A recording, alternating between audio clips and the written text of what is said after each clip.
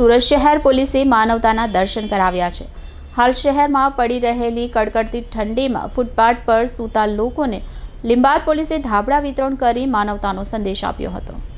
Police પ્રજાની મિત્ર છે તે શબ્દોને સાર્થક કરતી કામગીરી લીંબાદ પોલીસ મથકના સ્ટાફે હાથ ધરી છે, જેમાં જુદા જુદા વિસ્તારમાં પોલીસે ફૂટપાથ પર સૂતેલા લોકોને કડકડતી ઠંડીથી બચવા ધાબળા વિતરણ કર્યા હતા।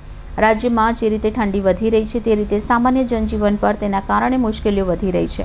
આ સ્થિતિમાં જાહેર માર્ગ પર ઊંઘતા અને ઘર વિહોણા લોકોની સ્થિતિ ખરાબ થઈ રહી છે।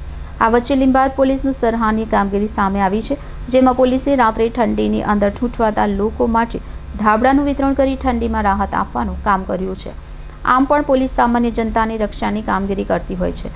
કોરોના કાળમાં લોકોની સેવામાં પોલીસ ઘણી વખત ઉત્તમ કામગીરી કરતા જોવા મળી હતી, ત્યારે ઠંડીમાં હેરાન થઈ રહેલા લોકોને મદદ કરીને દિલમાં અલગ જ ભાવ ઊભો કર્યો છે।